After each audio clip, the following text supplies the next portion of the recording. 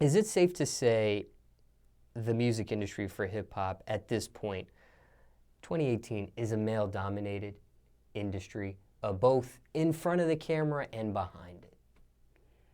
Okay, your question is it male-dominated Yes. in 2018? Yeah, right now, as it stands, is I'm it a gonna male-dominated say- industry?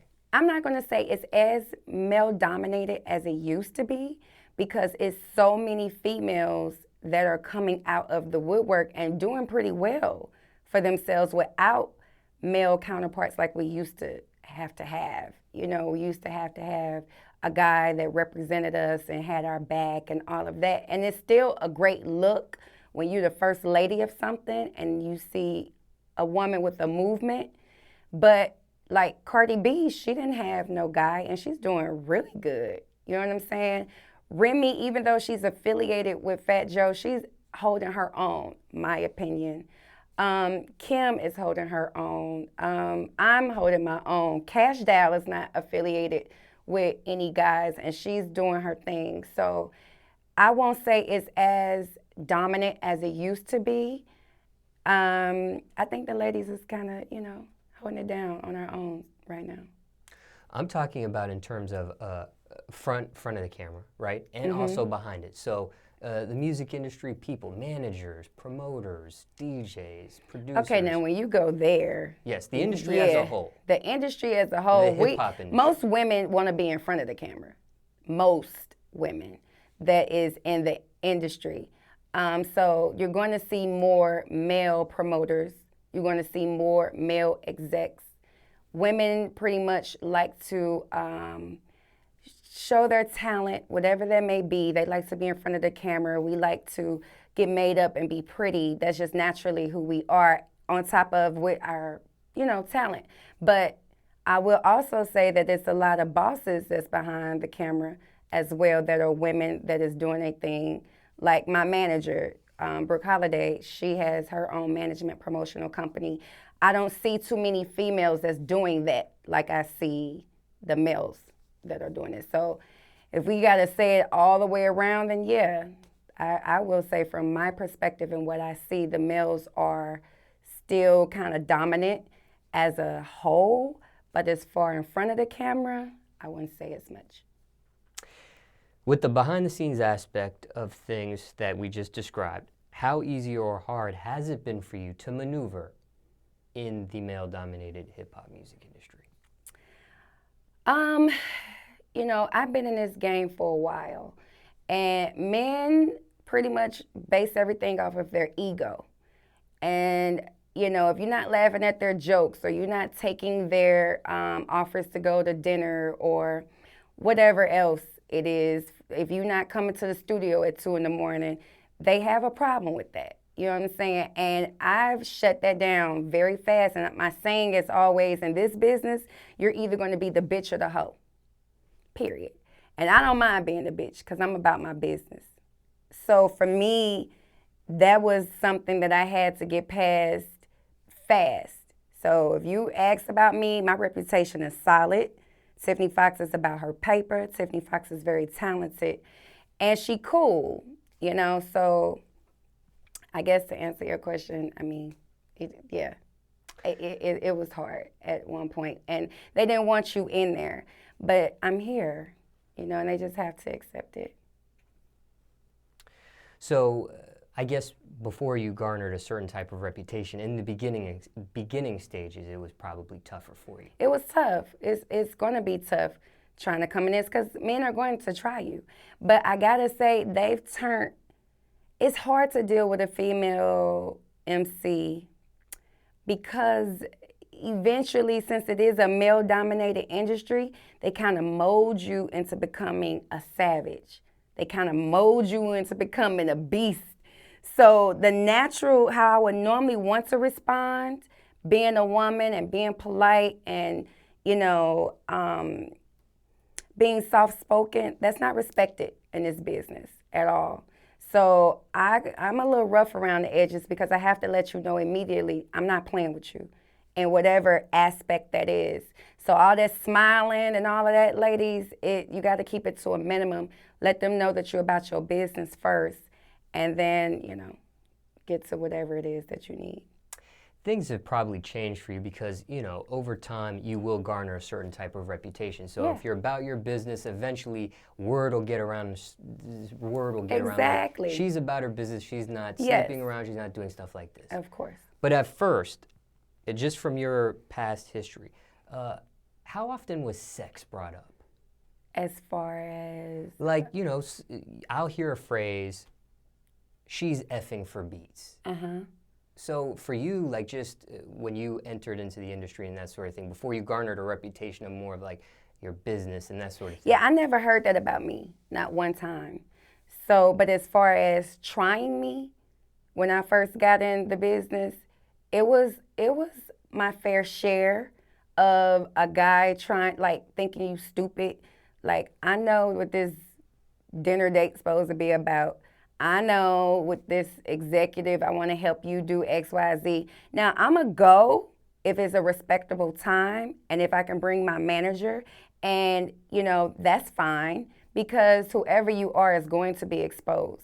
And I'm the type, I'll draw up some paperwork in a minute and have my attorney, you know, look over it and, you know, and then they get offended. It's like, what you offended for? If it was about business, what's the problem? You know, but again, my reputation has always been A1.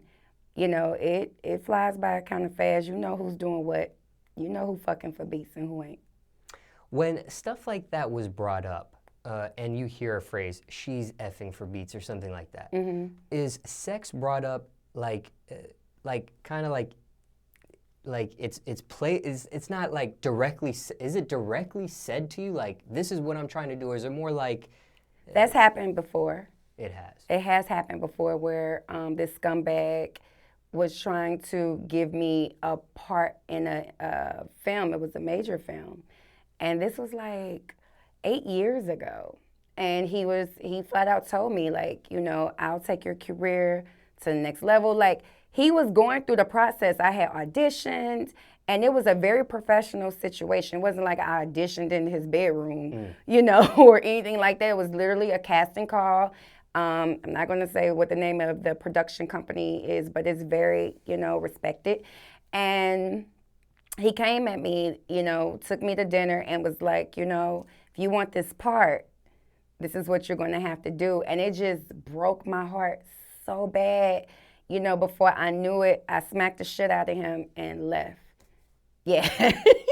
Like, and left, you know. And from that point on, I just really was like, okay, this is just what it is. Like, I would hear about it. Like you said, I would hear about it. I had never experienced it firsthand, and that kind of molded me into becoming the savage that I am. So that person was direct with you. Very direct. Other times it's like indirectly. Yeah, it's very indirect. Yeah, I know when a man likes me, and I know when he's trying to see how far he can go, you know, and I'm going to get whatever I can out of you before we go there.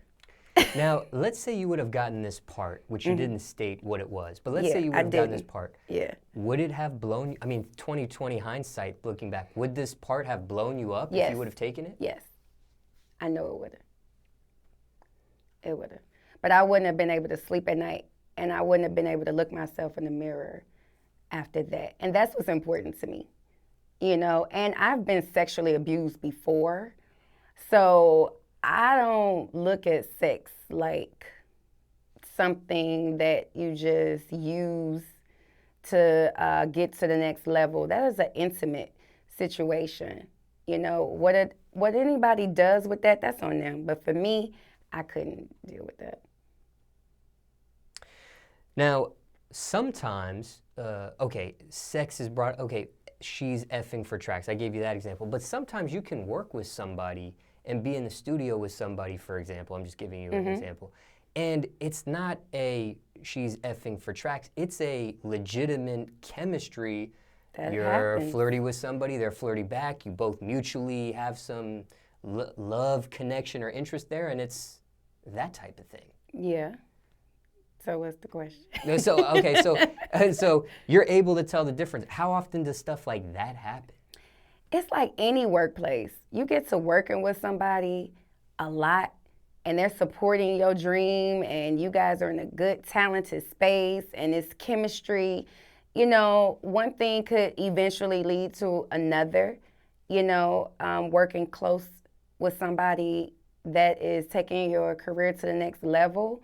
You know, if you got tact about how you do anything, that's what women and men are here to do, is have chemistry and love and like each other. I have no problem with that. It's just, don't be blunt with me. Don't make me feel like sex is a transaction. Don't do that. I don't like that. But yeah, chemistry has happened before, but for the most part, I pretty much been in a relationship my whole adult life. I'm single now, but you know, that has happened before. So. Because there's some women I've done interviews where they like to just keep it strictly business, period. Whether there's chemistry or the effing for track situation, whatever, no matter what, they want to keep the music stuff just music business. Yeah, I hear all of that. They don't want to go past the border there. Yeah, I hear all of that. I'm just saying that it can happen. Now, what is your advice, okay? Because there's, and like we had mentioned before, there's women that do different types of positions. I've seen women video directors, managers, like you mentioned. Yeah. There's women that hold executive positions in the music industry, record label side of things. But somebody watching this, and not to another female lyricist or rapper, this can be general advice to anybody interested in entering the male-dominated hip-hop music industry. Is there any general advice you have to somebody that just wants to get in there and has to deal with these type of things that can happen and that sort of thing? If you're getting in this business, please be knowledgeable about what you're getting into. Be educated about what it is that you're getting into, and have tough skin. You have to have very tough skin, because you will be eaten and thrown to the wolves. I don't care what it is, whether you're a promoter, whether you're an executive, whether you're an artist, singer, whatever it is, you have to have God first. Educate yourself on what you're getting into. Know the business, because the talent don't mean anything. Like, I know the business, you know what I'm saying? So I kind of know within the first 20 seconds if you full of shit, and where we going from here. Or a lot of women get in this and think that they're supposed to smile and laugh, and you know, because in their personal life they smile and laugh and get what they want. In this, you'll be a hoe real fast, and you'll be crying somewhere. So be educated, keep God first, and have thick skin.